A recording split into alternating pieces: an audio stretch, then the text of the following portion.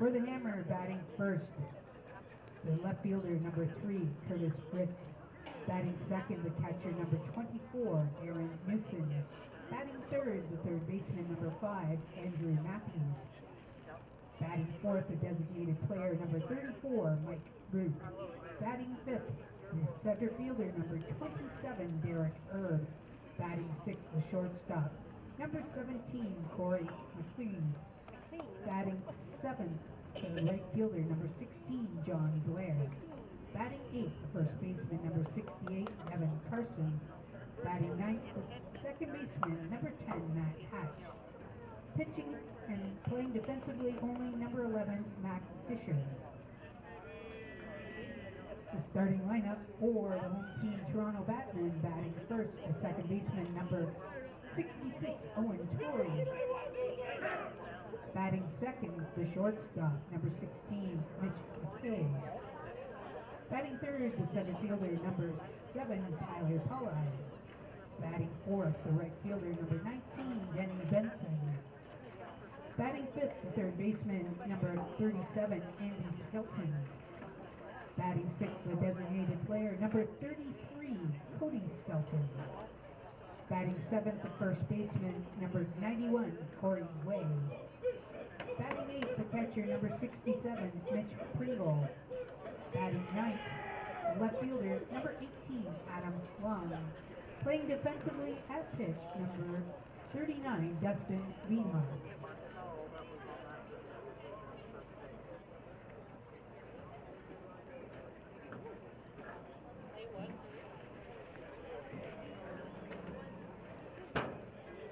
Alright, how best to celebrate summer? By being outdoors and enjoying the outdoor activities. We're live at Peter Hallman Ballpark here in Kitchener to witness the games that have been played. I mean, the Canadian Fast Pitch Championship holds from today, Monday, up until Sunday, and we're having 3 major tournaments. We have the Under-23, we have the Masters, and the Men's. Come on, if you have some time, come out and watch in person. Otherwise, you can catch all the fun details, all the highlights and interviews for sure, live on CCDTV on our website and also on YouTube. The channel to go to is ccdtv.ca.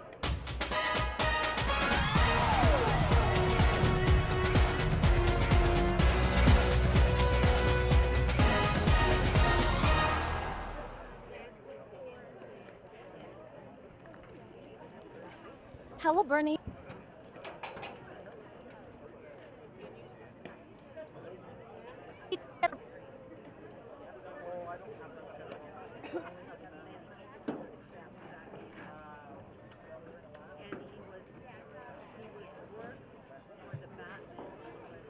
Your umpires for tonight's game at home plate is Tony Kaliza.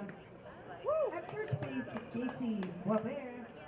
And at third base, Ed Otterman. Sorry, I've been on the field. Trying to remember what's left of it. Did you get in okay? Yep. Did you use the... Okay. I have a match in hand.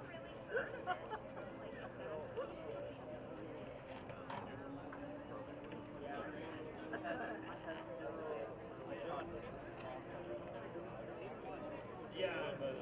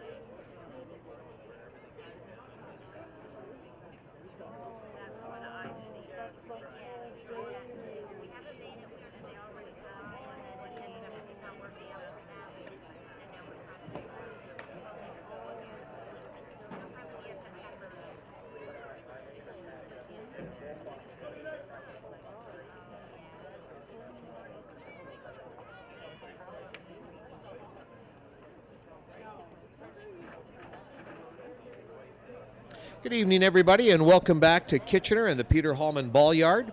This is Softball Canada's championship week here in Kitchener. The game we're about to do is game number 8 in the men's division. It will pit the Toronto Batmen, who are 1-0, against the Waterdown Hammer, who are 0-1. I'm Fred Wallace, along with Steve Sabarin here tonight at the Peter Hallman Ball Yard. And Steve, we've got a great night for fastball. Do we have a good matchup? We have a great matchup here, and the Toronto Batmen, of course, a good name in the softball ranks, and they've got some pop for sure. And their starting pitcher tonight, number 39, Dustin Wienhoff, ready to go, the lefty in the circle. So it will be Wienhoff against Mac Fisher. Mac Fisher is a pretty familiar name for you as well. Mac Fisher from Teeswater, and know the family from a few years back. Of course, Mac's older brother Tommy played with him in the fastball ranks, but Mac also part of the national program back in the U23 days, and actually saw him pitch at a world level event in Prince Albert, Saskatchewan.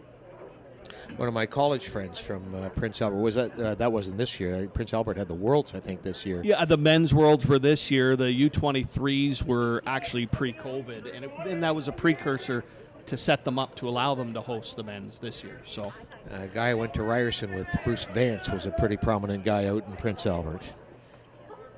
He was big in the fastball. Pitcher for the Toronto Batmen is Dustin Wienhoff. He, too, is basically out of our neighborhood of the world. Saw him pitch a lot for Chepstow.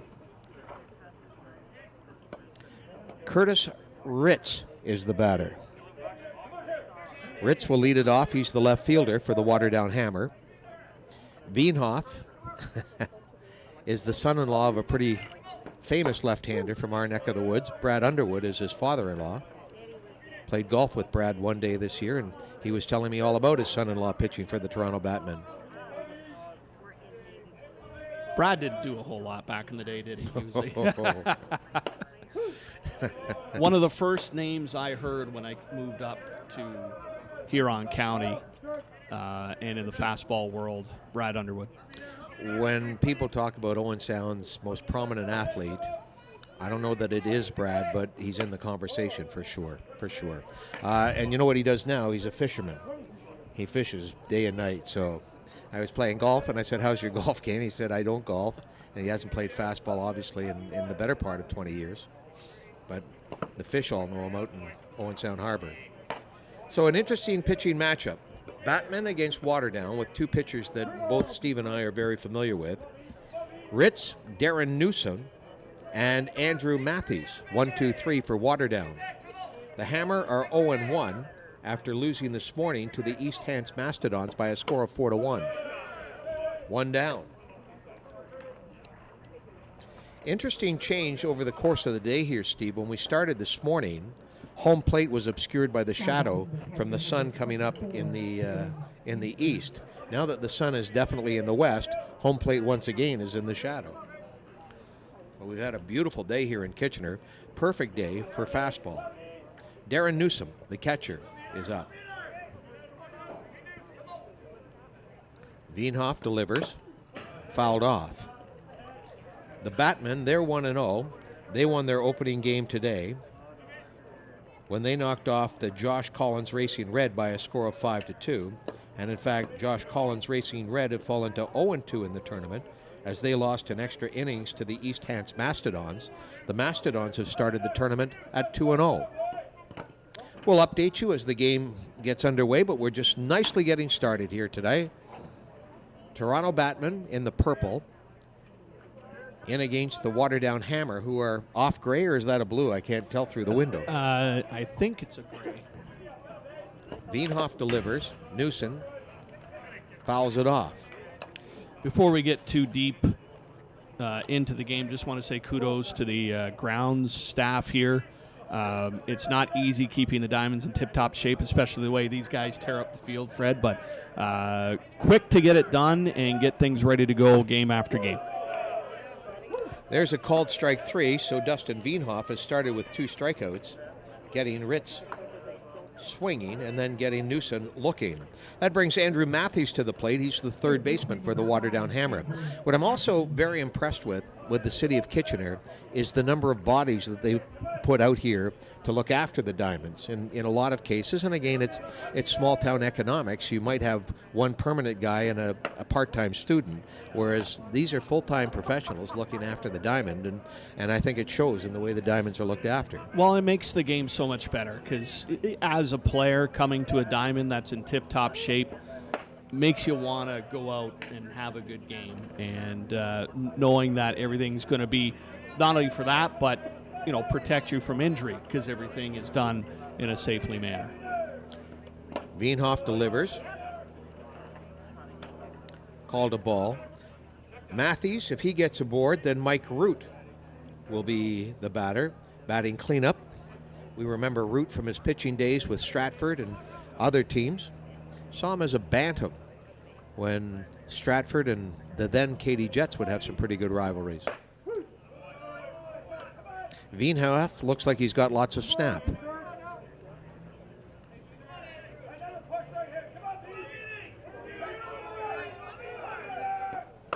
Swing and a miss. Strikes out the side, so a good start for the Batman. 1, 2, 3. 2 swinging, 1 looking, Steve. Yeah, very good start for Veenhoff, taking control right off the hop and going 1, 2, 3 certainly settles the nerves down a little bit. We'll have to see if Mac Fisher comes out and imitates that performance. Steve, we've had 6 games played in the men's division to this point. East Hants, as mentioned, 2-0. The Mastodons from East Hants, Nova Scotia, beat Waterdown 4-1 and followed with an 8-inning 3-2 victory over the Josh Collins Racing Reds. The Josh Collins Racing Red out of Newfoundland have to be reeling just a little bit, losing to the Toronto Batmen 5-2 first, and then losing in extra innings. They've put up 2 pretty good performances. The Souk Loggers out of British Columbia are at 1-0 after they blanked the Mixburg Twins 7-0. The other games today, the Bear Creek Express getting by the Saskatoon Jacks 4-3, and as we just saw in the last game, the Galway Hitmen doubling up the Kitchener-Hallman Cubs 6-3. There are people in the ballpark who can handicap who's going to be 1, 2, 3 here. I don't know that we can after these first 6 games. Mike Root will lead it off for Waterdown Hammer, and when they come up in the top of the second, we turn things over to the Batmen, and Ont3, the second baseman, will lead off. Just shows you some versatility for the Batman lineup. Ont3 was batting 9th in the game against the Josh Collins Racing Red. Ont3, another familiar name for us, Fred, up from originally the Williamsford area in Grey County. Also a member of that team out in Prince Albert, Saskatchewan, one of the top pitchers. I remember when he pitched what was then called Bantam for Shallow Lake. And I think probably, in my opinion, Steve, the best tournament that Owen Sound ever had from a competitive standpoint was that Bantam tournament. And Shallow Lake ended up winning it. And I'm not saying that because a local team won it. I'm saying because on the final day, the Shallow Lake Sting were on the diamond from 9 in the morning till 5 in the afternoon. They had to win 4 straight games to get the championship, and they did. But there were teams from all over, Nova Scotia, Saskatchewan. Everybody was in contention. It was an 8-team tournament, and 7 of the teams were extremely good. So away we go. The Batman at the plate. Torrey slams one, and that's foul, but just barely. Right on top of that first offering from Fisher for sure.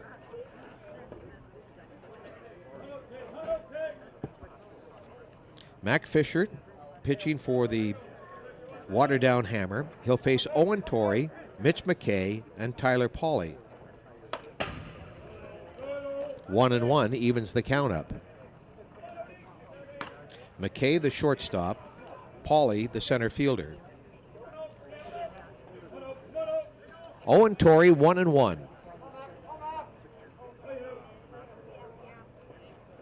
Swing and a miss for strike 2. Here's the defense behind Mac Fisher. At first base, Devin Carson. Playing second today, Matt Hatch. At third base, Andrew Mathis. And the shortstop is Corey McLean. Fisher delivers, and this one goes into the center field wall, and Ont3 is looking at 3 bases. Cutoff man is missed just barely, and Ont3 with the leadoff triple. Great piece of hitting by Torrey. Driving that through, nice little twist, leadoff triple, and a good start here for the Batmen. The center fielder, Derek Erb, looked as if he had a bead on it, and then I think he realized that, no, I don't have a bead on it, and had to backpedal and picked it on the bounce off the fence. Your leadoff hitter is at third base. This one is grounded up the middle, and an RBI single for Mitch McKay.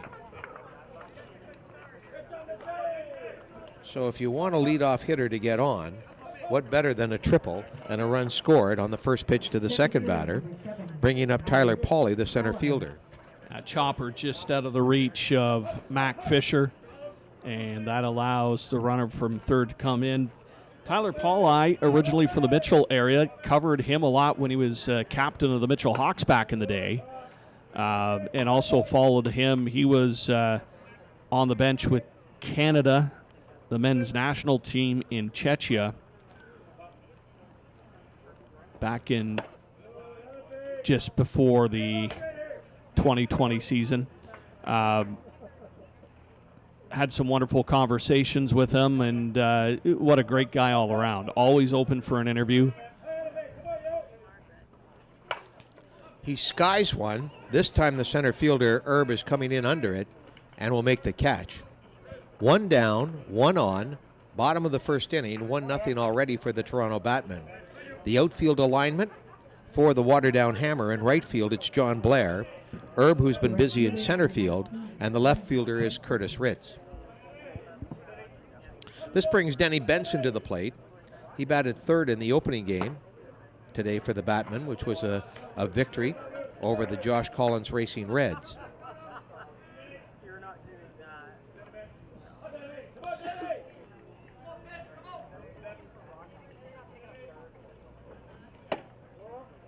Takes a ball there.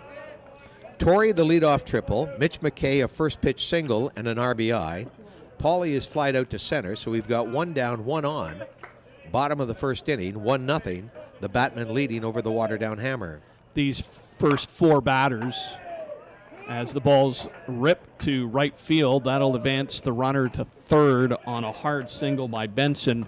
But Fred, and it proven right there, the Batmen coming out and attacking the pitches. They're not sitting back and waiting. They're swinging hard to start things off. So here comes the Skeltons, Andy, then Cody, and then Corey Way, who had a 2-run homer. So it is sort of a murderer's row, 1 through 9. Balls have been hit hard. Triple by Torrey, sharp single by McKay, and Benson's hit to right field had some zip to it as well. This is Andy Skelton, who's going to play third base today. He was the first baseman in the game against the Josh Collins Racing Reds today. 1-0 Batmen, and they're threatening with more.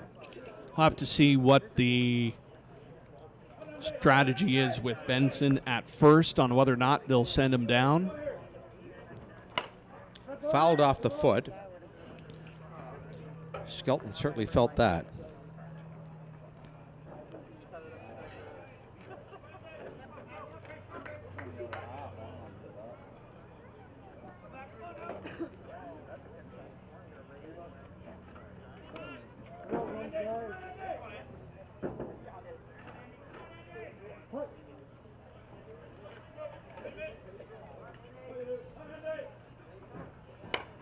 Fouled away. Nice little change of speed there by Fisher. Once again, Steve, this is a 3-division tournament. Men's that you're watching here on the live stream with Conestoga College Digital TV. Masters over at Bud Park.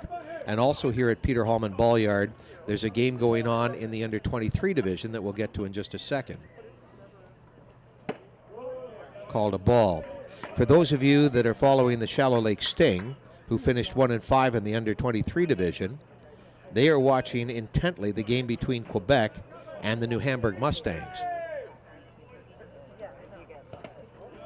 That game is in the top of the second inning. Quebec at the plate with one man out. Quebec trailing 2-1. And again, as I understand it, and nobody's corrected me when I've said it on this broadcast, if Quebec loses, both they and Shallow Lake will have 1-5 records. Quebec beat Shallow Lake, but my understanding is you cannot make the final playoff position based on the head-to-head. And anybody I've asked in an official position here has clarified that, but said, well, I'm not sure, but. So this is one of the things we need, is we need a whole wall of different rules. Mac Fisher looking for a second out. Andy Skelton looking for a hit or a sacrifice fly to drive in a second run for the Batmen.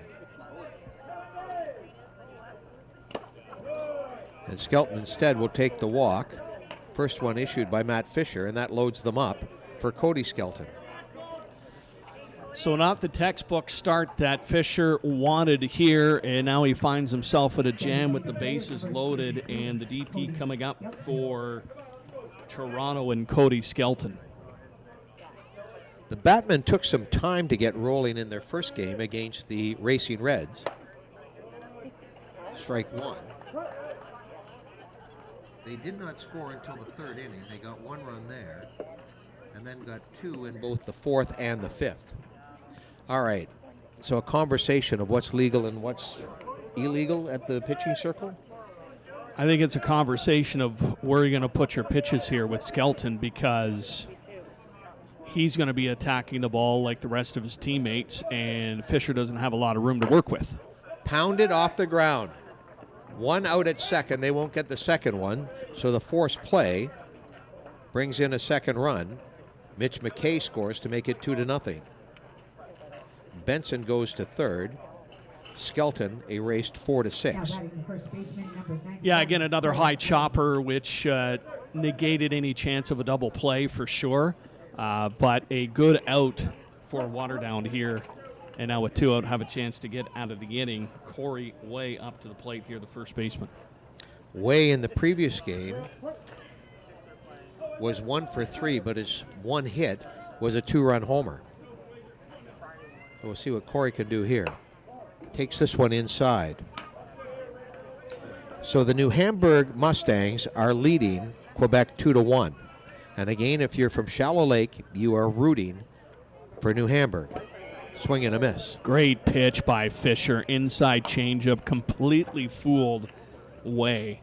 And now Fisher with a little bit of wiggle room.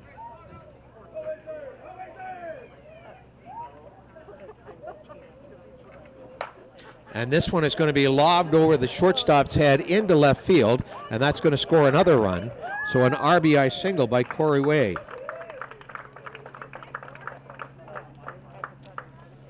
Cody Skelton has advanced to third. Benson scores, and it's 3-0. And the eighth man in the lineup coming to the plate, this is Mitch Pringle. Pitch went where it was supposed to go, jammed the hitter, but Way somehow with enough muscle just to lift it over the shortstop. 3-0. Pringle and Adam Long did not play in the game earlier today for the Batmen, but they are going to bat 8th and 9th. Mitch Pringle is the catcher, number 67 at the plate. Adam Long to follow, the left fielder.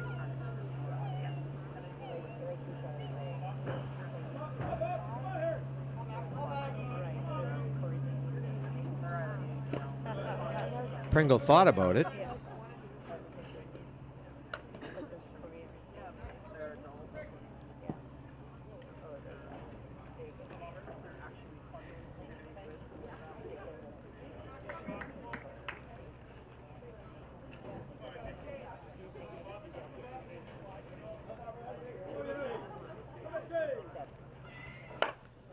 Skied up, second baseman is going to drift back underneath it, and the catch is made by Matt Hatch. But a productive first inning for the Toronto Batmen. They score 3 times. They had 4 hits. Maybe the highlight was the leadoff triple by Ont3. So after one, the Batmen lead it by a score of 3-0. So some work for Waterdown to do as they move into the top of the second. hitters may be a little more patient against Wienhoff, but he's thrown well in the first 3 batters he's faced and really has it snapping, so we'll see what comes up in the top of the second. Our tournament is being presented by Kitchener Fastball Promotions. They always do a terrific job, and they in turn are very grateful for the support they get from the community. That includes MHBC, McNaughton, Hermson, Britton Clarkson, Planning Limited, and also they want to acknowledge again, Steve, the support that they get from the City of Kitchener to put on this terrific event. This is the Men's Championship of Softball Canada, game number 8. The Waterdown Hammer coming up in the top of the second inning, trailing 3-0 early against the Toronto Batmen. Leading off will be Michael Root. Again, Michael Root certainly much bigger than he was as a 14-year-old when I first saw him. But as a 14-year-old, he could zip the ball for Stratford in Bantam fastball. And I remember one day, there was some taunting, I guess, taking place, and he plunked one of the Katy Jets. And the place went silent, and all at once I heard one of the fathers scream out in the kind of fatherly voice, "He's got better control than that." So I think when Michael wanted to back you off the plate, he could back you off the plate. And I will say this without naming any names, the kid that he beamed deserved it. Root smashes this one to center field. Trying to get under it is Tyler Pauly, and he makes the catch. Derek Erb will be the batter, center fielder for the Waterdown Hammer. After striking out the side in the first inning, Wienhoff quickly gets one down on the fly ball to center field, and fairly deep center field. Nice play by Pauly to track it down. Just got under it. Root did. Derek Erb, left-handed swinger. He's going to line one, and here's Pauly again. Pretty active out there in center field, and very quickly, Wienhoff has 2 down. Corey McLean coming to the plate, the shortstop for the Waterdown Hammer. Didn't take a big swing at that one, Fred. Just a little punch, and came off the bat in a hurry and straight to Pauly. Well, we're watching the U23 game, New Hamburg and Quebec. There is also one other game in the men's division taking place. That has the Souk Loggers out of British Columbia at 1-0 in against the Bear Creek Express, who are also 1-0. So an early matchup of undefeated teams. Big swing by Corey McLean.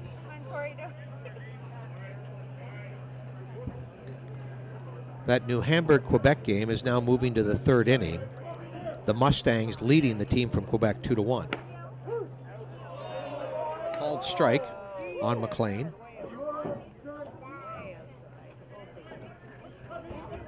Wienhoff trying for his 2nd consecutive clean inning here.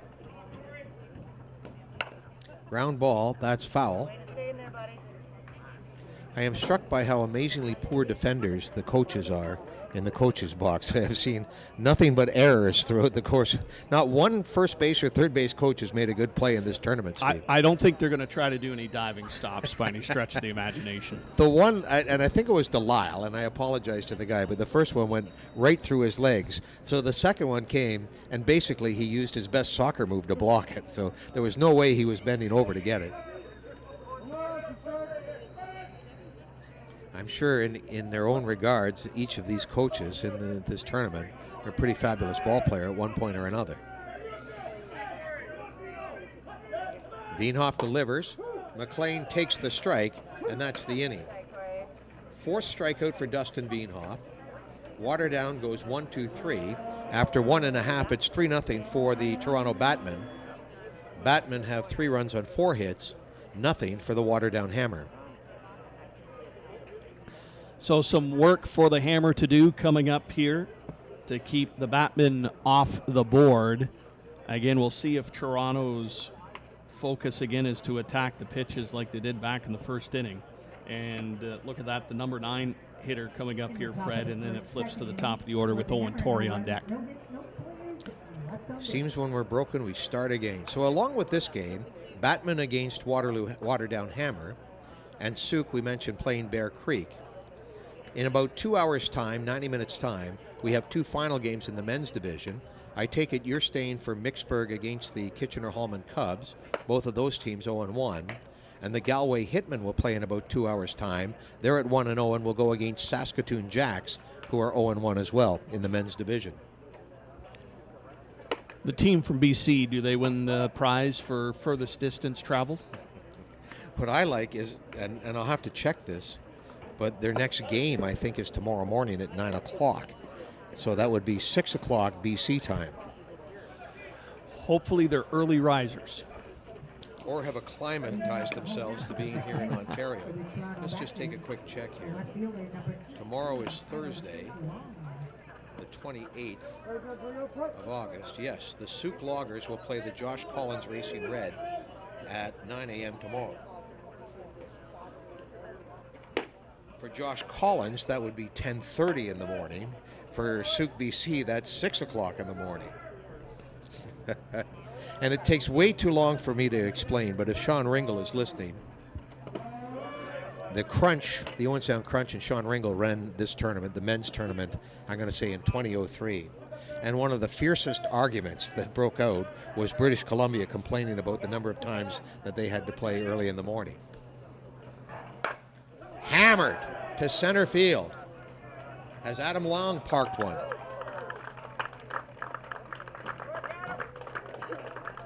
So Adam Long with a solo home run. I noticed that Adam is still rocking the beard. I think he had one when he was 7 years old. For as long as I've known Adam, he's had a beard. And a solo home run makes it 4-0 game. That brings Ont3 to the plate. The Batmen, Steve, have almost hit for the cycle. They have 3 singles, no doubles, a triple, and a homer. Second baseman number 66, Ont3.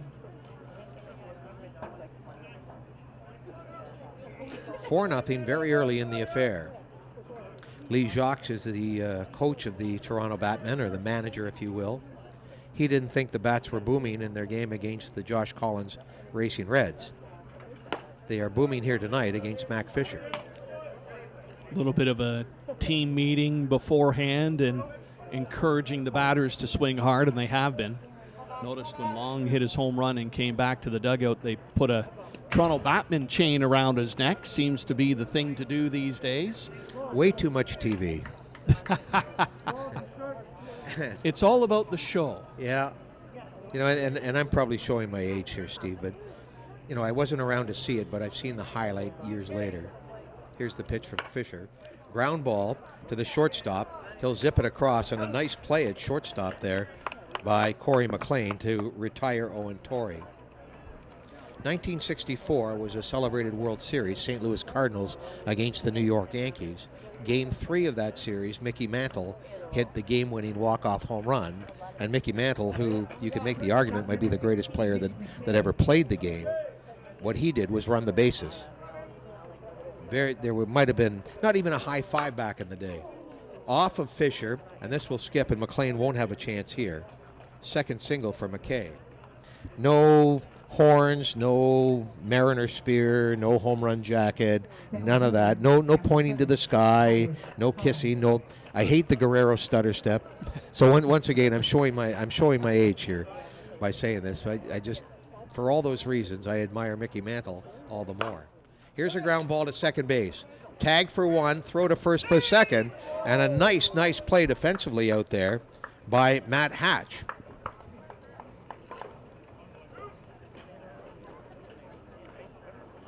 Although he didn't get the second out.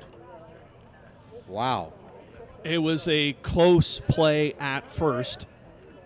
Right fielder number 19. Runner called safe on the fielder's choice. So the really smart play might have been Mitch McKay, who didn't barrel into the tag, but rather coasted to a stop. Yeah, and that's what, as a base runner, to be aware that as soon as the fielder goes to move to tag you, just stop.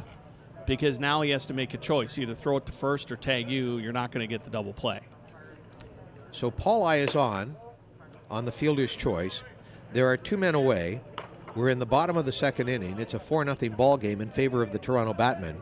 Adam Long with the towering home run. Here's Denny Benson. He singled and scored in the first inning. Way out in front of that one on a really nice change.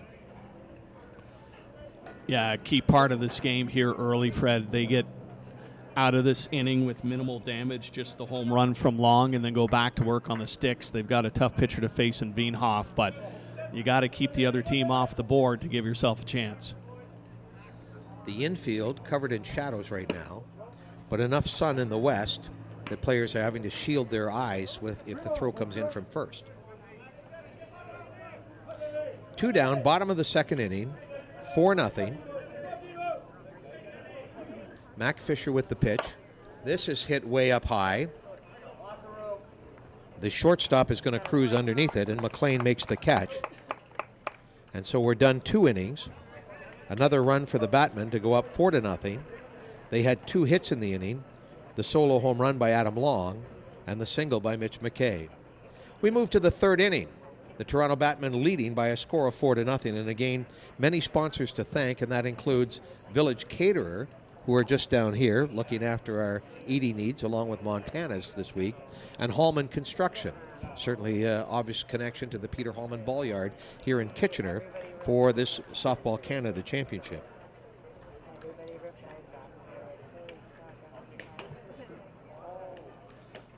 Much better job by Mac Fisher in that top of the second inning, or the bottom of the second inning, pardon me, moving his pitches around, Fred, and trying to utilize the entire zone and keep the hitters guessing.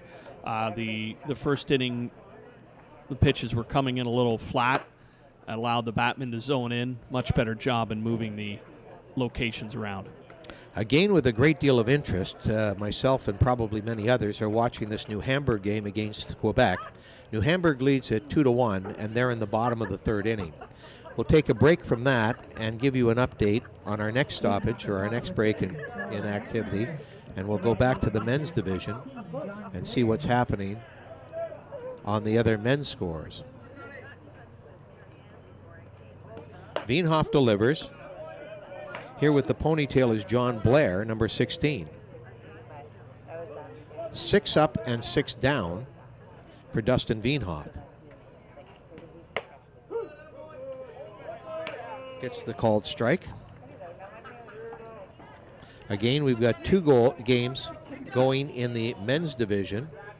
The one that you're watching now on Conestoga College Digital TV between the Batmen and the Waterdown Hammer, as Blair strikes out, 5th strikeout victim, and also the Souk Loggers out of British Columbia playing Bear Creek Express.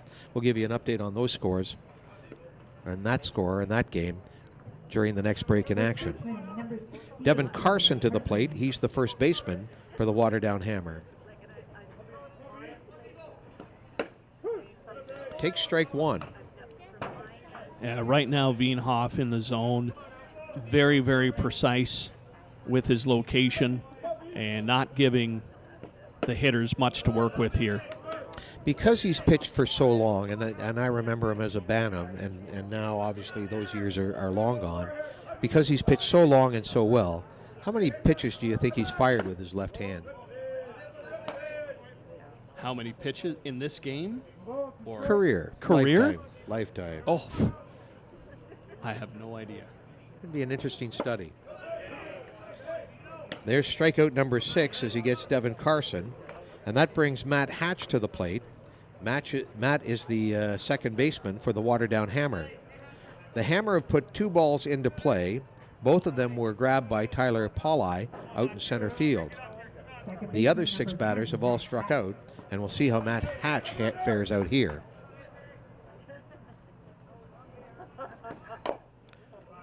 Attempting the bunt, sometimes when all else fails. That's an interesting decision to make to try to disrupt the flow. But you need a hit here. Down by 4, 2 men out, top of the third inning. Fouled off into the screen.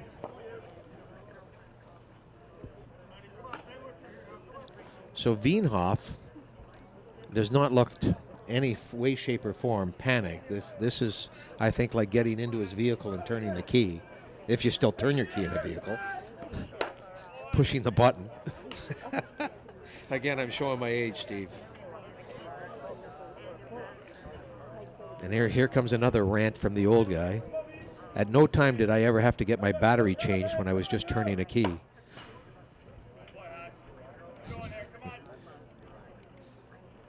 Fouls it off to stay alive.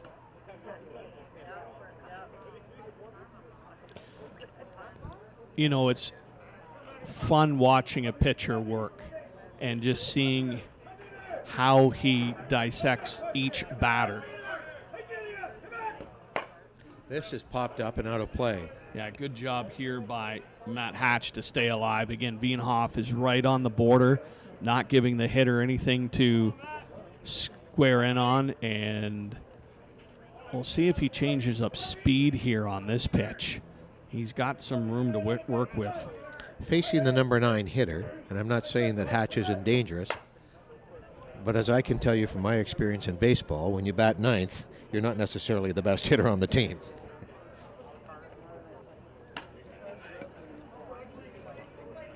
Well, thank goodness I batted 10th then. Actually, one of the leagues I really like is the Grey Bruce Ladies Fastball League. They really don't have a batting order. If you have 14 girls or 14 ladies, 14 people come to the plate. And there's one slammed into center field. Can Pauli get there? No, he can't. It gets by him. So the number 9 hitter is looking at an inside the Parker if he makes the turn, and he will. The throw to the plate, not in time. Well, how about that?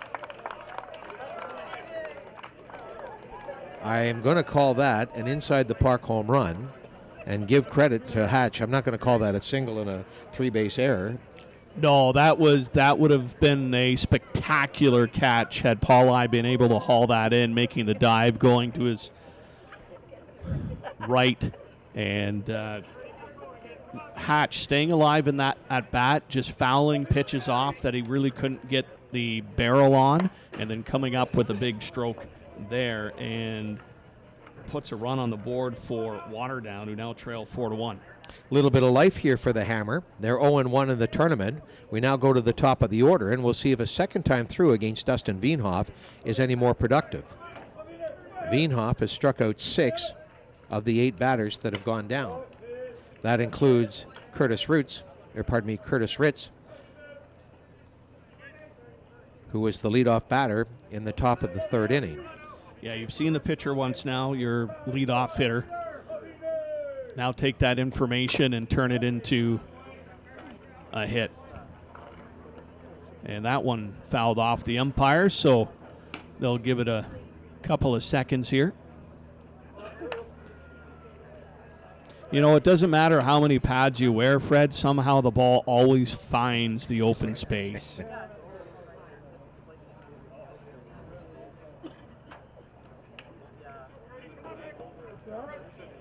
Yeah, a little bit of breathing time here.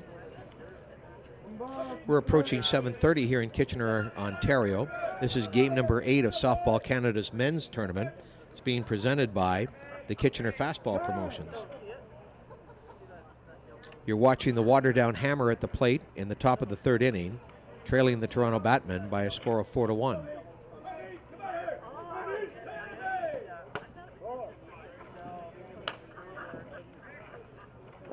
I doubt that Wienhoff would be rattled by what just happened, because I'm sure there's not a situation in fastball that he hasn't faced since his days in Chepstow and in that area.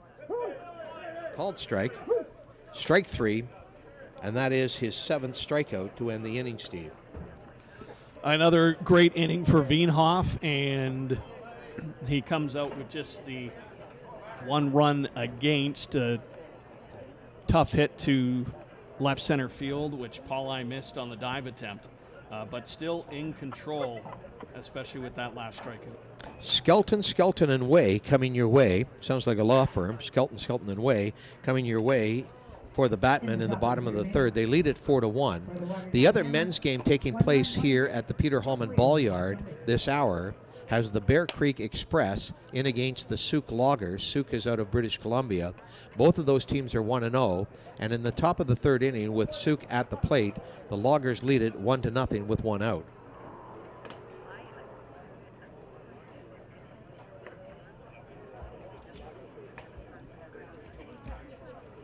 Andy Skelton walked, was forced out at second in the first inning. Cody Skelton got on via the fielder's choice. That's when Andy was put out at second. Corey Way followed with an RBI single that knocked in Denny Benson.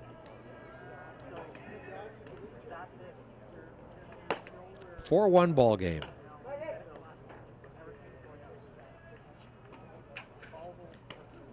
Sun might not be as bright as it's been all day, but it's still very, very bright here. As unfortunately the days are getting shorter, and you look at the calendar. You know what? I was moving around today. A lot of pumpkin decor going up very quickly there, Fred. May have spotted some Halloween candy going up on shelves. It's heading into Labor Day weekend. Of course, teachers getting ready to go back to school next week. Yeah. Along with the students. Where does it go? Where does it go, Steve? Oh, I blinked back in May, and now we're into almost September. Here's Andy Skelton at the plate for the Toronto Batmen. They have a 3-run lead, 4-1. He pounds that one foul down the right field line. Interesting here that Softball Canada has brought the fences in for this event. The fences in the outfield are all temporary fencing, and beyond that is a gorgeous warning track for, I guess, for slow pitch play here that balls are going to go a little further. Much to the chagrin, probably, of the fastball players, but participation is participation. Called strike 3 on Andy Skelton. So for Mac Fisher, that's his first strikeout of the ball game. Now he gets Cody Skelton.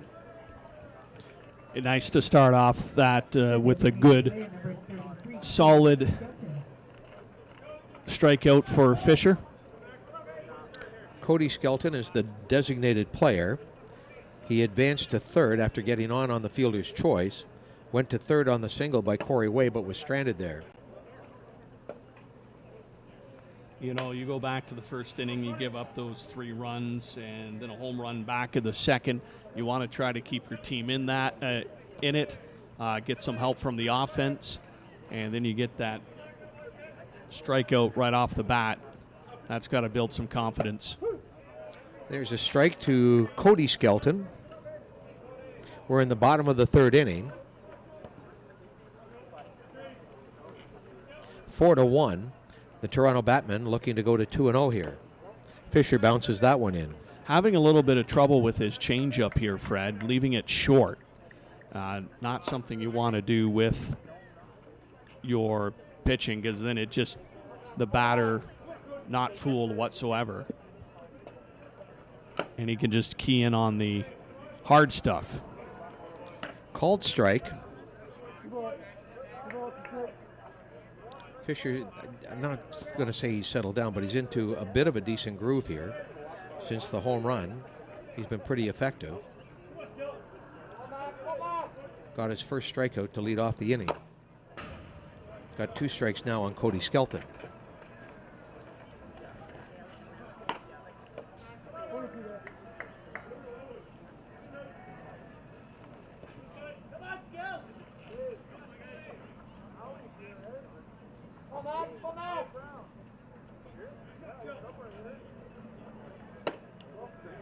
Great spot for that pitch. Just missed a little outside.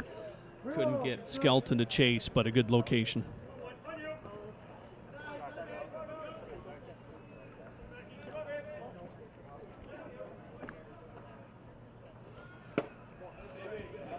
Base on ball, so Skelton is on for the second time. He's 0 for 0. For Mac Fisher, that's the second walk of the ball game. Corey Way with an RBI single now at the plate for the Batmen, who hold a 4-1 lead.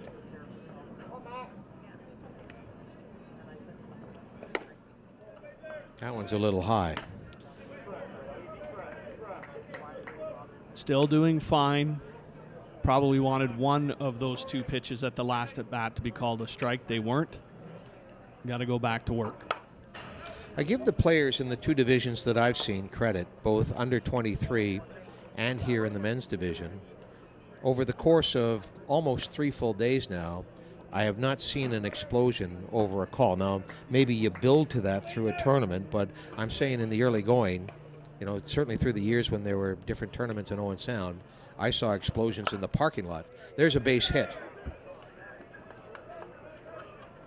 Actually, the only controversy that I've actually seen was when I arrived here. I got here at about noon on Monday. I don't know Kitchener particularly well, so I wanted to make sure that I was in the right ballpark. And I came in, and there was a little bit of a discrepancy as to where exactly the umpires would change. So you see that construction office down there, just beyond the Oh, right. Yep. That was to be the office. But when I came, there was all kinds of desks and chairs and tables being moved. So that's been our big controversy. Here is Mitch Pringle to bat for the Toronto Batmen. 2 men on, 1 out. And time is called. Pringle flied out to the second baseman.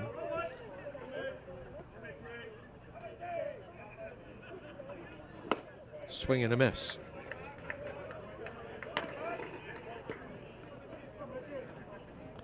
This is a key at bat here with just 1 away and 2 runners on. If you can get this second out, makes things a little more manageable. Nice part of the evening here in Kitchener.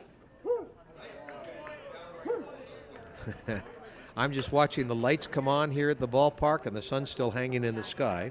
Second strikeout for Mac Fisher. It brings Adam Long to the plate. Long homered in his first at bat, a solo shot. If he launches one now, he blows the game open. And he does have that kind of power, Steve. Strike 1 called.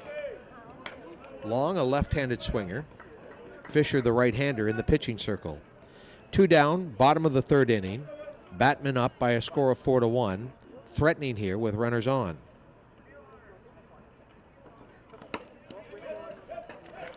That one gets away from the catcher and advances the runners to second and third. Way at second, Cody Skelton at third, 2 away. I don't want to jinx Waterdown in any way, shape, or form, but Toronto has put a run on the board every inning. Yeah, and again, that was a change-up that they were trying to work into the assignment, and it went into the dirt as opposed to crossing the plate. Fouled off for strike 2. So Adam Long might be a little more defensive with his swing. Mac Fisher with a chance to have a clean inning here. Toronto got 3 in the first. The Batmen added 1 in the second, that being the Adam Long home run. It's a 4-1 ball game. Maybe a crucial point in the ball game. Grounded foul. That was a good pitch by Fisher up in the zone. Long couldn't get anything on it. So Bernie with the weather update tells me that it's a little cold out there.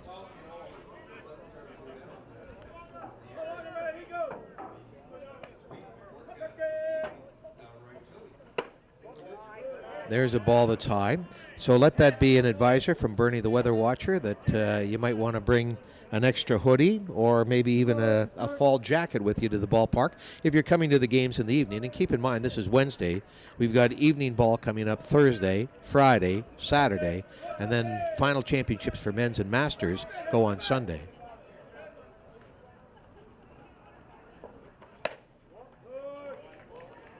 Long thought it was a ball. I'm not sure anybody else did.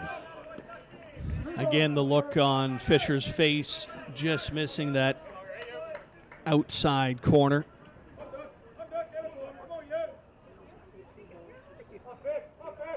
Big pitch in the ball game. Runners at second and third, 2 out. And he hammers it into right field. That could score 2. Definitely coming home is Skelton, and Way is going to follow, and it's a 6-1 ball game. 3 RBIs in the game for the number 9 hitter, Adam Long.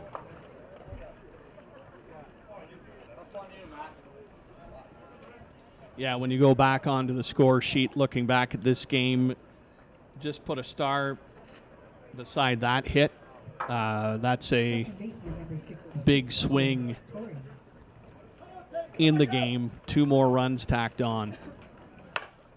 Ground ball, tough play for the shortstop. He knocks it down, but that'll go for a hit and advance long to second. The shortstop, McLean, I thought did a good job to get over to it. That would have been a tough play to make the throw and get the out, though, too, the way his momentum was carrying him to third base. Unless you're Swanson for the Cubs or Bichette for the Blue Jays, that's an extremely tough play. This one is fouled away.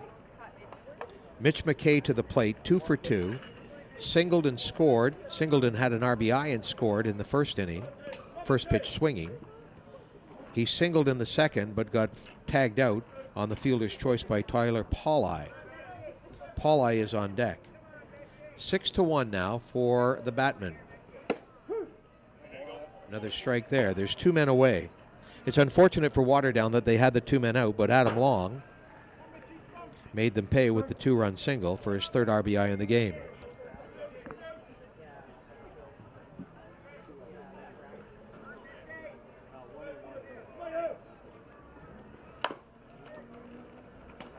Ground ball, 4-3 on the putout, and that will end the inning. But once again, the Batmen score. They get 2 more runs. For Toronto, they got 3 hits in that inning. They put together 9 hits over 3 innings. A special thanks to all of our sponsors, and that includes Explore Waterloo and Wood Rescue Canada. We appreciate everything that you've added to this event, which is put on by Kitchener Fastball Promotions.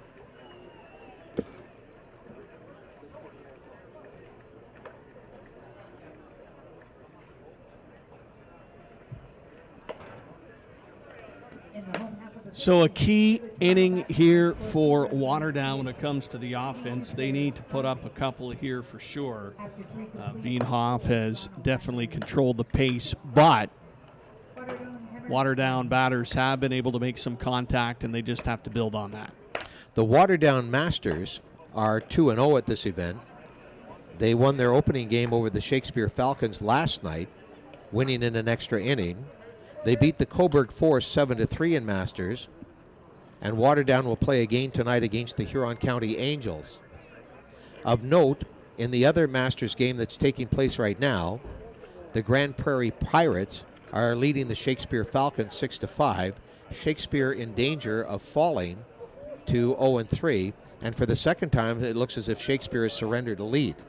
They had a 7-4 lead earlier today and lost the game 8-7.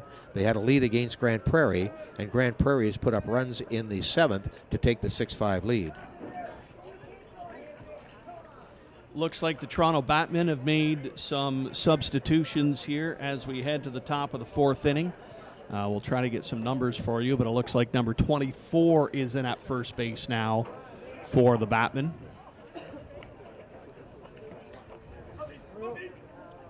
Leading it off for the Waterdown Hammer is the catcher, Darren Newson. Getting an update from another diamond from Trevor Botting. He tells me that Dylan Cunningham and Jeff Lyons have hit back-to-back home runs, and Bear Creek now leads Sauk British Columbia Loggers by a score of 3-1.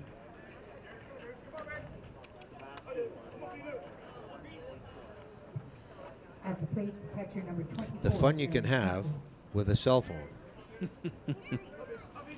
And all your contacts. There's a ground ball, and unable to knock it down at second base. Making a diving stab at it was Ont3, but he could not get there. So Darren Newson is on with a single. Second hit of the ball game for the Hammer. We're in the top of the 4th inning.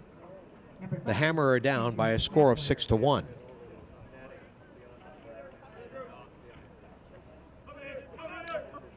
Wienhoff delivers. Called strike 1.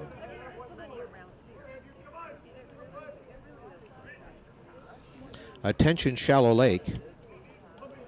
The team from Quebec has come back to tie the New Hamburg Mustangs at 2, and they're in the bottom of the 4th. Why is nothing ever easy for people in Grey County? Because then it wouldn't be fun. Everybody would do it if it was easy. I always say this about attack hockey. Why is it you can never blow a team out 9-1? Ground ball to third. They looked at second base, but instead will make the throw across the diamond. Defensively, a thought from Andy Skelton about going to second. Instead, he goes to first base and fires it across to Corey Way. That brings Mike Root to the plate. Root got lots on his first hit, although it went right to Tyler Paulai. 1 down, 1 on. Runner at second is Darren Newsom.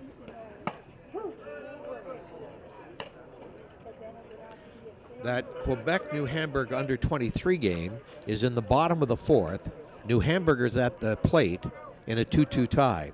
Again, if Quebec wins that game, it eliminates the Shallow Lake Sting, and we will have our 6 participants in the playoff round. Playoff round will start tomorrow morning at 9 o'clock.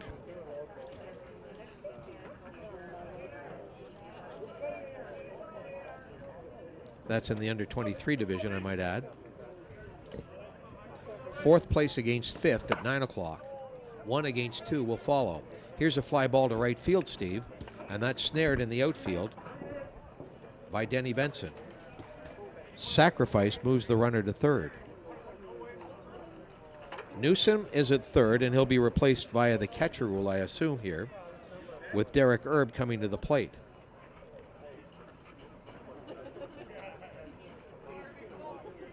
And in fact, Mike Root, who hit that sacrifice fly, is now at third base. 6-1, top of the fourth, and Waterdown looking to add, or to pad, or to get a second run here. Yeah, you don't want to leave this runner hanging at third base. That will get out of play here to the left side of the field. It's small victories, trying to win the inning, give yourself a chance. It's one of the things about a tournament that is this long, when you are going to play Wednesday, Thursday, Friday, conceivably into the playoff round, you would hope and assume that as the tournament goes on, you get better and better. Well, it's not only that, but creating good habits, right? Always being engaged in the game, doing the little things right, because what if it was a 2-1 game or a tie game? You want to make sure your fundamentals are there to get that runner in from third base. And defensively, to that point, Steve, what about that play by Galway to cut down the runner at the plate with the perfect double relay, center to second to home? I'm sure you can practice that a million times, but until you get it face to face, you don't know whether you can execute it. And Ezekiel certainly did, Kavanaugh certainly did, and O'Leary finished it off. 2 down, swing and a miss by Derek Erb. Erb is the center fielder for the Waterdown Hammer, who are trailing 6-1 with 2 down here in the top of the fourth inning. Swing and a miss, and that's the inning. 8 strikeouts for Dustin Wienhoff. Wienhoff in the driver's seat right now for the Batmen, and for Toronto, able to do just enough to get some runs on the board. Expect some changes coming up, Fred, here for the Toronto Batmen, as they've inserted some players from their bench to give them some time here. So we'll see as the batters come up to the plate which numbers we get to see. Interesting, too, to that point, Mitch Pringle did not play in the game this morning, nor did Adam Long. They are batting 8th and 9th in the lineup. Pringle, albeit 0 for 2, but he's catching the game. And obviously, I don't think Wienhoff would have many complaints about the game that's being called. And Adam Long, who did not play this morning, is only 2 for 2 with 3 RBI out of the number 9 position. And one of those a home run. So, you know what? You get your chances to play, and when you get those chances, you have to make sure you capitalize on those. And, you know, because when you get teams at this level, Fred, and you've seen it in your experience, you can't have egos. You got to check them at the door. If you got one, you probably don't last. Right. So, but if you get an opportunity to play, you prove that you can play. So when you're called upon to do a job, the expectations are there that you can do it. It's funny the difference from sport to sport, and there are all kinds of sports out there, as we see in the Olympic Games, and adding sports here, there, and everywhere. But one of the great lines about what you're talking about, attitudes and teammanship and egos, etc., comes from curling, where one of my friends said, "The jerks always find the jerks."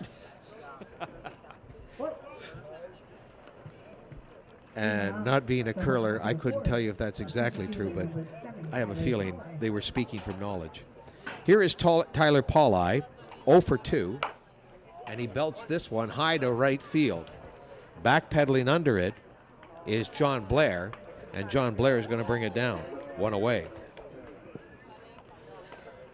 Too much lift on that one, stayed in the ballpark. Again, I don't want to jinx the hammer here, but Toronto has put up a run in every inning. 3 in the first, 1 in the second, 2 in the third. They lead at 6-1. If they put up 2 in this inning, it will force Waterdown to score to avoid the mercy. They've played 4 in that under-23 game between New Hamburg and Quebec, and they're all tied at 2.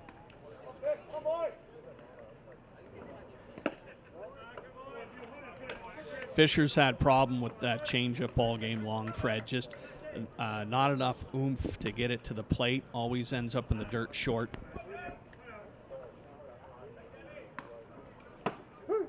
There, fires that for a strike. Nice comeback with the fastball. Denny Benson is 1 for 2, singled and scored in the first. In the second, he popped up to the shortstop, McLean. Way out in front of that one, fouls it off. Sun just about to dip below the tree line somewhere in North Waterloo, maybe Elmira, and then eventually up to Port Elgin Garden.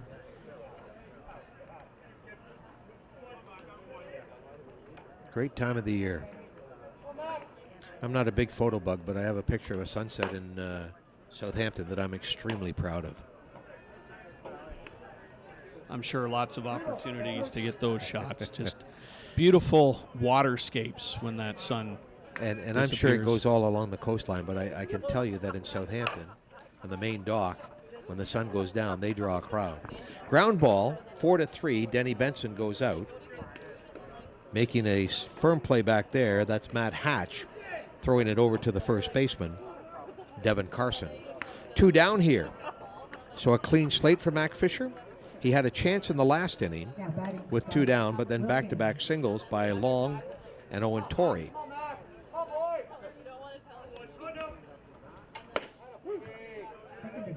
So who do we have here, number 21?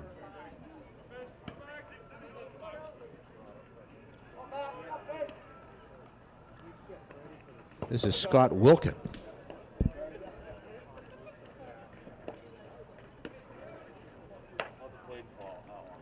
Wilkin is batting for Andy Skelton. Skelton was 0 for 1. Walked in the first, struck out looking in the third. Yeah, it looks like both the Skeltons out of the lineup now as number 24 on deck. But he won't get to the plate as the fly ball to right field will end the inning. And the good news for Waterdown, no runs across. We go to the 5th inning. The Waterdown Hammer coming to the plate.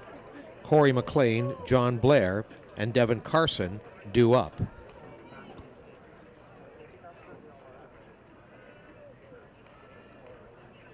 So in that on-deck circle was Johnny Baker. So we'll see if Johnny comes up in the next inning. Baker played third base in the game earlier today when the Toronto Batmen were winners over the Josh Collins Racing Reds by a score of 5-2.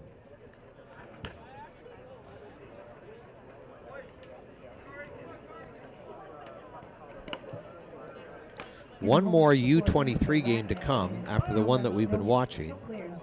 The game tonight will be Tavistock Merchants against the Murno Mariners. Both of those teams 3-2. Here once again are the standings as we know it in the under-23 division. Clinching first place, the Rostock Junior Batmen finish at 5-1. Tavistock with a game to play, 3-2.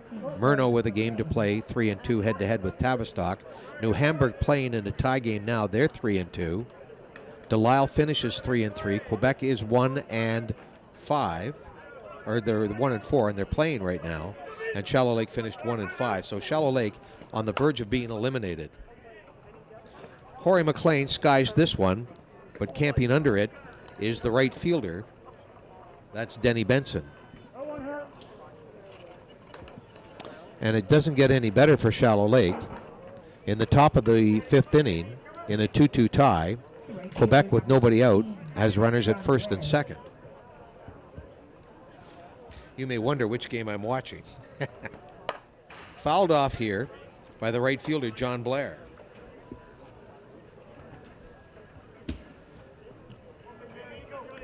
Well, it's a one-stop for all the information, Fred.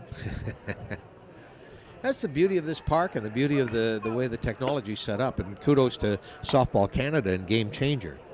I was probably the last convert to this sort of thing, but comes in pretty handy in a case like this. Wienhoff, little inside. On the game, Dustin Wienhoff has given up 2 hits. The home run to Matt Hatch, and then the single by Darren Newsom. Both of those coming. Yeah, star beside that home run as that sliced foul down the right field line. But, yeah, star beside that home run inside the park. Diving attempt by Tyler Pauli in center field, but the ball scooted by him. And that allowed Matt Hatch to wheel it all the way home. Play it conservatively, and it's a single and a double, but think you've got a chance, like a competitive ball player would. Turned into an inside-the-park home run. John Blair wants to straighten out what he just did, but he pops it up to Ont3, and so we get the stoppage, although I don't think that's Ont3 out there, is it? That's Wilkin at second base. So a number of changes. Lee Jacques, the manager of the Toronto Batmen, giving lots of players opportunity both at the plate and in the field. Yeah, Torrey's moved to third base. Wilkin was inserted in the batting order for Andy Skelton, who started at third, so doing some flipping around. I'm sure there's a method to his madness, but sometimes you just think you can over-tinker with these things. But I think the good thing, too, though, Steve, is get everybody playing on day one. Absolutely. Settle the nerves, get everybody engaged, giving everybody a role to do. And as the tournament goes on, I'm sure the Batmen, like any other team, will tighten up who they want in their lineup and lined up in their defense. When it comes right down to it, and if you're playing late Saturday or in the game Sunday, you're probably going to go with 8 definite batting positions and maybe waiver on the other. 2 down, top of the 5th inning. Waterdown Hammer at the plate, nobody on. They trail it by 5, 6-1. This is game number 8 at Softball Canada's Men's Championship. There's a strike. The news just keeps getting better and better for Shallow Lake. With nobody out, Quebec has loaded the bases in a 2-2 tie, top of the 5th inning. This one is fouled away down the third base side. Devin Carson is the batter, first baseman for the Waterdown Hammer.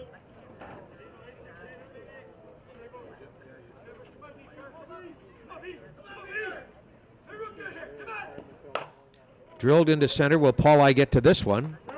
It's going to fall for a base hit. Third hit of the game for the Waterdown Hammer. Matt Hatch, he of the inside the park home run, now comes to the plate. Second baseman, number 10, Matt Hatch.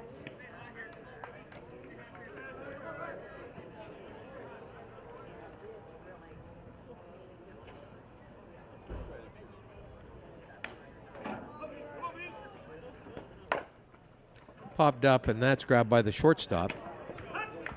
And we get the put out, so Hatch does not homer in this case. And after 5, Waterdown is down 6-1. No runs, 1 hit on that game, or on that inning. In the game, Waterdown has 1 run, and they've scraped together 3 hits, 1 per inning. So the defense for Waterdown here is going to have to stand tall. Fred, run-ahead rule in effect if the Batmen able to score 1 here in the inning. 2. They need 2. So not out of the realm of possibility. And again, it just gets worse. The phone is about to fly. In the top of the 5th inning, in the under-23 division, Team Quebec has a 4-2 lead on New Hamburg, scoring twice already, and have runners at first and second with nobody out.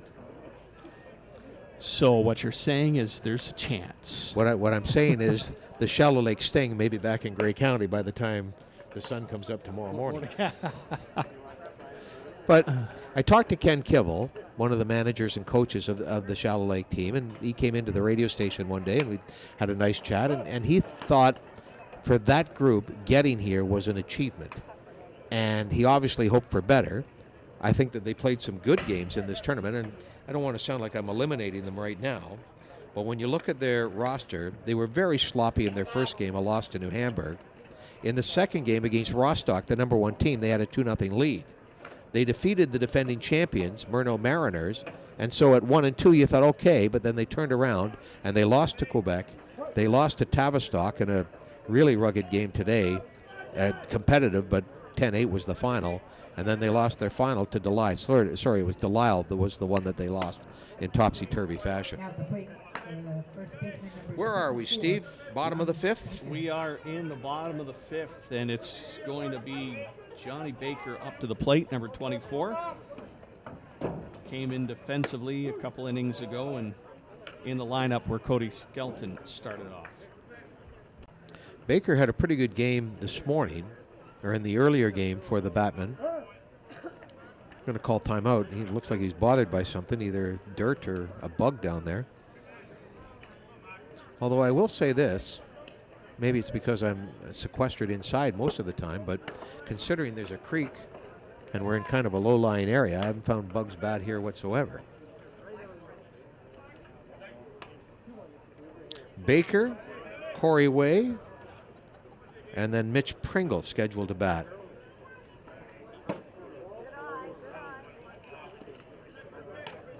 Quebec now has 1 man out, but the runners have moved to second and third. Again, Shallow Lake not technically eliminated, but we're going to call the coroner just in case.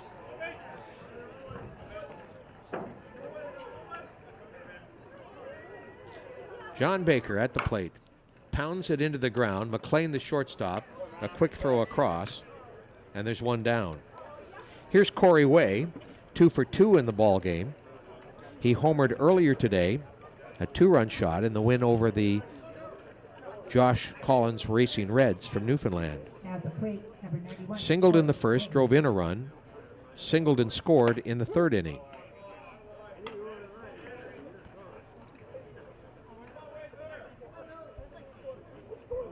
Bottom 3rd of the order now for the Toronto Batmen. Popped way, way up. McLean is going to drift back after it. He's called for it, and he makes the catch.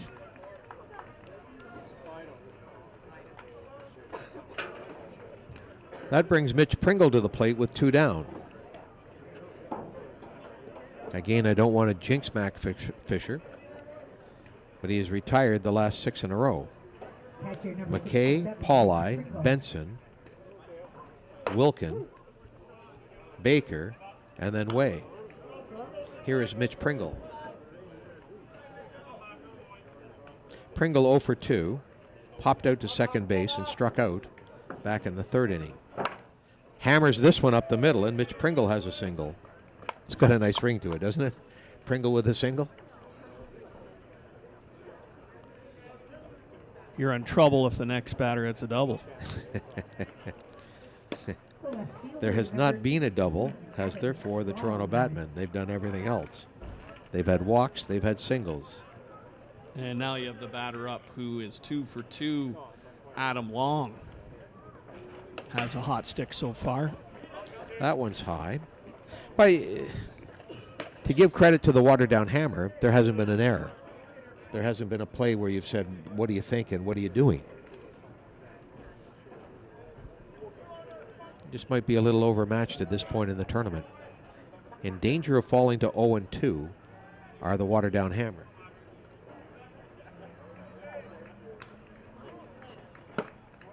And with 2 out in that under-23 game, Quebec is lighting it up.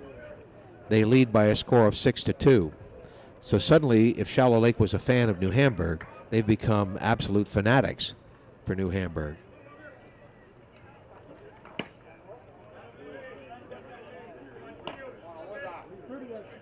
The inning is now over, but Quebec put up 4 that inning and lead it 6-2. Again, the scenario is if Quebec wins, then our 6 teams are set for the playoff round tomorrow.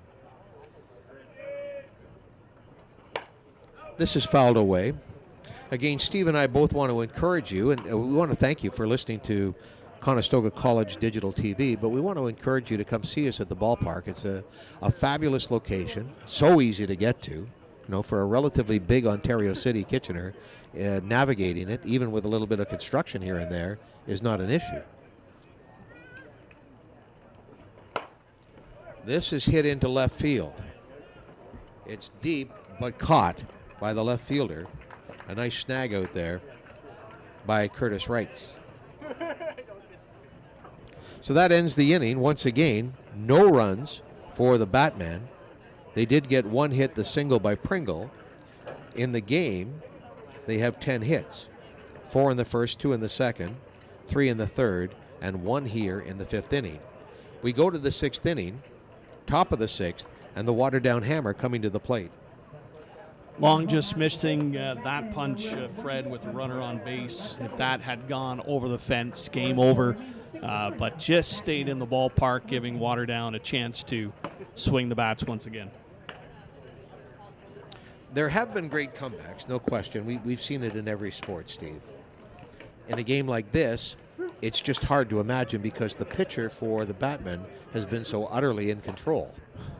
Absolutely, and, unlike some other team sports, not everybody has a chance to be at the plate at the same time. Your best hitter only comes up every so often in the lineup. He can't continually come up to the plate. So, and the way Vienoff's been pitching, it's been spectacular to watch. Dustin has pieced together a tidy 3-hitter. The inside the park homer, really the only blemish.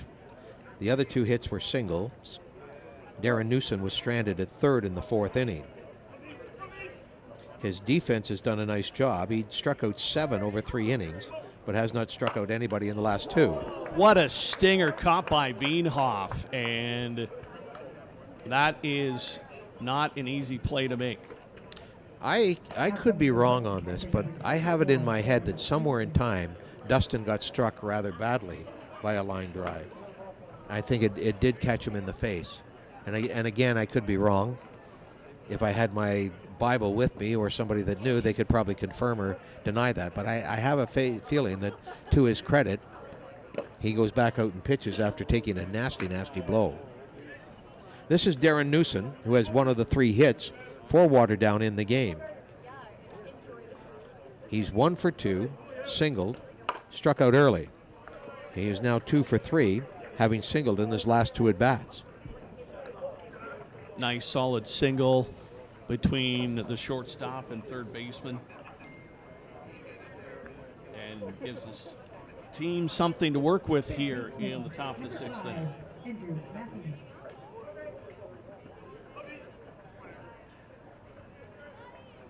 Andrew Mathis, the third baseman for Waterdown. 0 for 2 on the day, strikeout swinging back in the first, and a grounder to the third base side for the putout.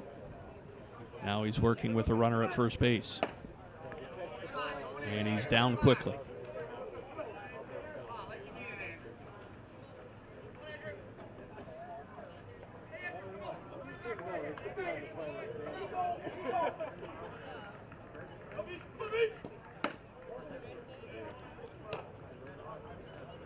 As sometimes is the case, I got distracted. Steve, where are we? We are Andrew Mathis up to the plate, and a strikeout on the swing there. So that's now 2 out with the DP Mike Root scheduled to come up to bat. And it will be number 34, 0 for 2, couple of flyouts, one to center, one to right. There we go. One of those distractions when somebody doesn't necessarily know where you are and what you're doing. 34, Mike Root to the plate, designated player. Flied out to Tyler Polly in the second inning, and then hit a sacrifice fly into right field to move Darren Newson along. The right fielder at the time, Denny Benson, made a nice catch on Root's high fly. 6-1 is the count, 2 out, top of the sixth inning. Waterdown hammer at the plate, and they hammer one. So Michael Root puts one to the wall, and that should score a run. RBI double for Michael Root. Darren Newson gets the second run of the game for the hammer. Derek Erb now comes to the plate, 0 for 2. Nice swing there by Root, driving the ball into right center field on a line and giving the runner at first base a chance to score, and he does.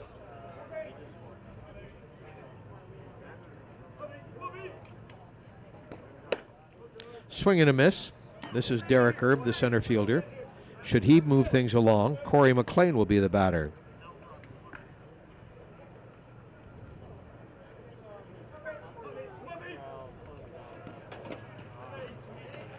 Two strikes. Pringle pounced on that pretty quickly. Good job by Pringle to keep the ball in front of him. Those are always tough to pick up when it's in the dirt and the batter's swinging. Able to keep the runner at second. 6-2 is our score. Batman leading.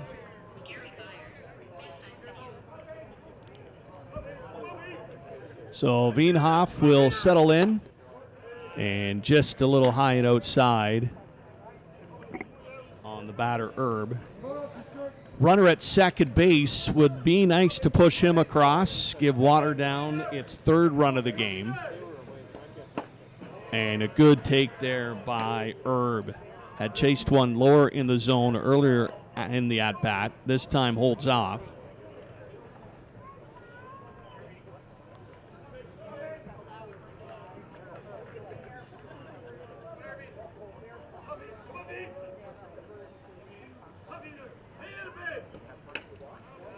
Another pitch high and outside, and now Erb looking at a 3-2 count.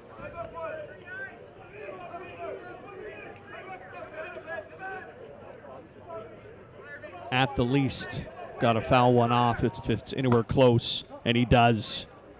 Can't take any chances. Able to punch it, foul on the first base side, stay alive in the at-bat. You know what's even better is when you get pocket dialed from the fish tent. Oh, Want to say hello to my good friend Gary Byers. I'll talk to Gary lots this weekend. He looks after the fishing derby for Bayshore Broadcasting and has done so for years.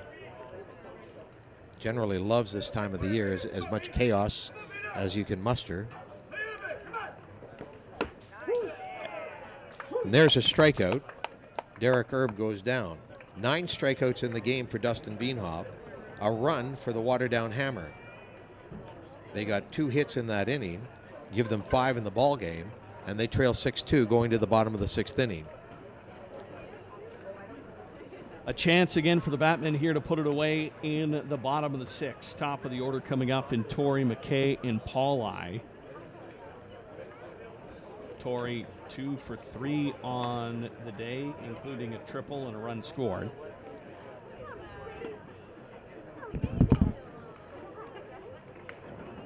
I hear you're going to be able to do some fishing this weekend. Less fishing, more tabulating, basically, is what I do. I end up being at one of the Bayshore Broadcasting locations and get to see all the fun. I think I'm there 3 to 7 on Saturday, which is the second fish fry. And again, we encourage everybody to come and see the Softball Canada event. If you can't get down here, then my second call, Bernie, is to go see the fish tent. What's the heaviest fish you've seen? Back in the day, in the late 80s, it was over 30 pounds. It was Wow. 30, 33. What they're catching now is in the neighborhood 25, 26. Will probably win it this year. Mm-hmm.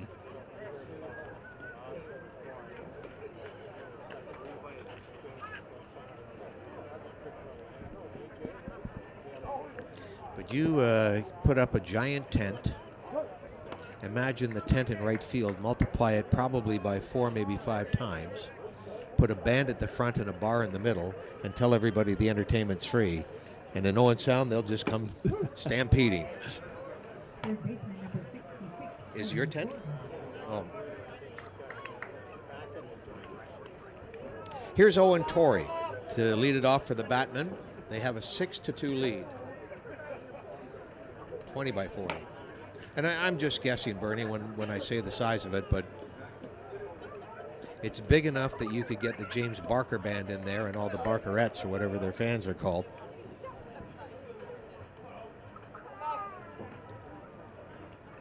Ont3 slaps this one. McLean will block it and make a valiant attempt to get it across, but that's not going to cut it. With no offense to McLean, he made a nice play going to his right, and from his knees he made the throw. Top of the order for the Batman, that was the leadoff hitter Torrey. He's 3 for 4 in the ball game. Tripled and scored, singled, and ground out to the shortstop McLean. Mitch McKay up now. He fouls this one off. McKay is 2 for 3 in the game.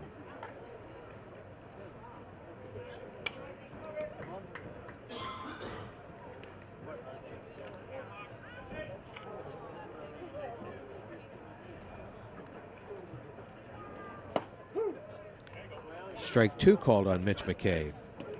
Tyler Pauley on deck. So the meat of the order coming up now with the leadoff hitter Torrey on first. This is McKay, the number 2 batter, then 3, 4, 5 to follow. Takes it for a ball. Good take by McKay there. Next action for the Batmen will be it's a little bit later against the Mixburg, will be tomorrow at 6 p.m. So they'll have quite some time off. Ground ball that's tapped to second base, and an underhand play there by the second baseman, Hatch, moving the runner along. So the Batmen will have plenty of time off to rest and recuperate. They play Mixburg tomorrow night at 6 p.m. For the Waterdown Hammer, they'll be in action a little bit earlier tomorrow, 11 a.m. against Galway. Yeah, good play there by the second baseman to stay with the ball. Matt Hatch, it was a big swing, but got in on the hands and kind of knuckled off the bat. Hatch didn't charge, but stayed with the ball to make sure he got the one out. Tyler Pauley. What a catch. No, he dropped it. Okay, once again, I was obscured, so I'll leave it to you. Yeah, I just got the angle for it. It was a diving attempt by the left fielder by Waterdown, and that was Curtis Ritz. And it looked like he had it, but as he hit the ground, it popped out of his glove. And are we going to have a discussion here? So the umpires are actually going to come together.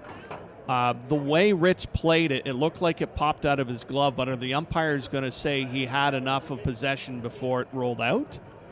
Yeah, so they're going to call it out. So that's an out on the fly. So here's the next question. So did Torrey tag up at second base? Well, he did tag up. So he stays at third. Because originally he started to run and then went back and then ran to third as the outfielder was trying to get in. So a valiant effort by Ritz. Well, what a changeup by Mac Fisher. Denny Benson at the plate. Bottom of the 6th inning, it's a 6-2 lead for the Toronto Batmen. They won their first game today over the Josh Collins Racing Reds by a score of 5-2. They're threatening here with a runner on third. But over the last 2 innings and 2/3, Mac Fisher has held him off the score sheet. Fisher will rock back. and gets the strikeout. So a third straight clean inning for Mac Fisher. In terms of strikeouts for Mac, that's number 3 in the ball game. A lot of work for Waterdown to do, though, here coming up into the top of the 7th inning with the 6, 7, and 8 hitters due up, Fred. They're down by 4 runs.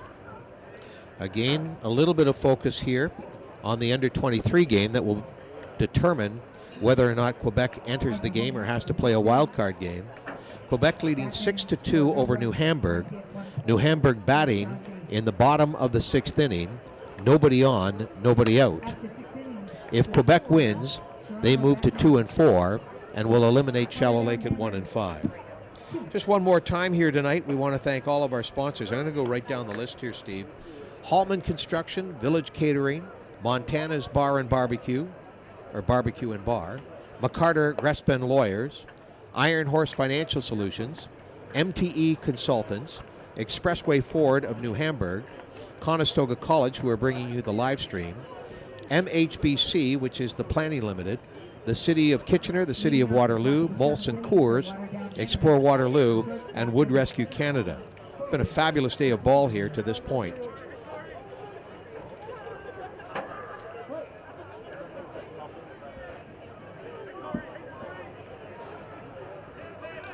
Corey McLean, maybe the last gasp here, Steve, for the Waterdown Hammer. They lost their opening game 4-1 against the East Hants Mastodons. 6, 7, and 8 hitters, a combined 1 for 6 here in this ball game, coming into the top of the 7th. Corey McLean, for his part, 0 for 2, struck out in the 2nd, flied out to right field in the 5th. Dustin Veenhoff, a relatively tidy 5-hitter in this game. The first run again, we have to clarify that it was an inside the park home run after a really spectacular effort by Tyler Pauli to catch it in the first place. Ground ball, scooped up at third and then dropped, and does he get it across? He did. Yes, he did. My goodness, Ont3, what a throw.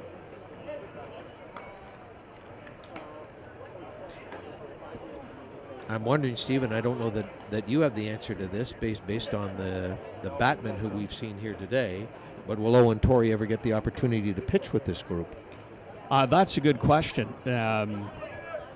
He would definitely have to be on the depth chart. Nice stroke there by Blair to send the ball the opposite way and get on base for Waterdown. I saw the Batman earlier in the game today. Tyler Randerson pitched. Somebody tried to tell me that he didn't have his stuff. He struck out 17 of the 21 guys he faced. I thought, well, I hate to see him when he's on then.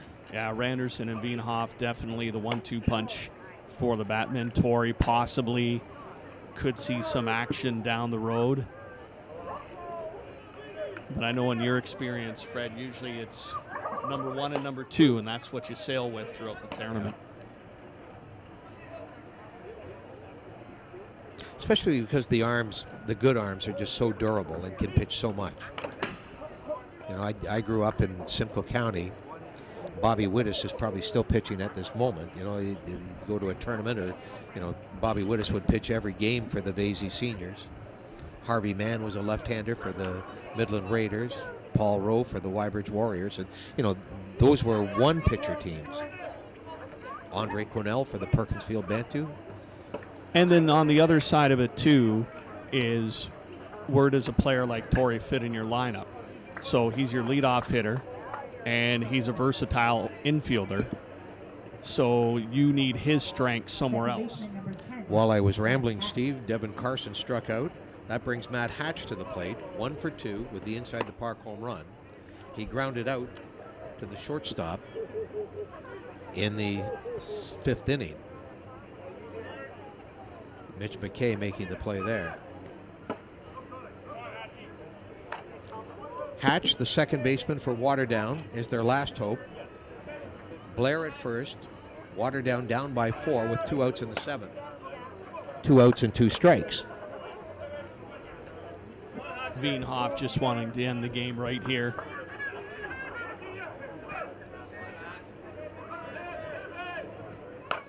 Ground ball. McKay will grab it, step on second, and that's your ball game. Final score: the Toronto Batmen move to 2-0 with a 6-2 win over the Waterdown Hammer. With that victory at 2-0, the Batmen now will be off until tomorrow night at 6 when they go against the Mixburg Twins. The Waterdown Hammer start the day and start the tournament 0-2. Waterdown will have another tough test tomorrow morning when they go against that lineup of the defending champion Galway Hitmen. Steve, your final thoughts on today's ball game? Yeah, dominating performance from Veenhoff. He had it right off the start, able to move the ball around and a lot of speed on his pitches. Ont3, the spark plug for the Toronto Batmen, getting on base 3 times here tonight and being able to get things kick-started for Toronto. Dustin Veenhoff gave up 6 hits against. He struck out 10, which was the least number of a Batman pitcher striking batters out. Combined over the course of 14 innings today, they struck out 27 batters between him and Randerson. We want to thank everybody for joining us today on softballcanada.ca. You're watching this live stream courtesy of Conestoga College Digital TV. Kitchener Fastball Promotions thanks you for all of your support, both in the park and with your sponsorship and support. They invite you to come and see us tonight. We've got one more round of ball to be played here at the Peter Hallman Ball Yard, and certainly tomorrow for the playoff round for under 23 and the remaining schedule for the Masters and for the men's. On behalf of Steve Sabourin, I'm Fred Wallace. Thank you very much for joining us tonight. Stay tuned. We've got more ball coming up from Softball Canada's men's event put on by Kitchener Fastball Promotions.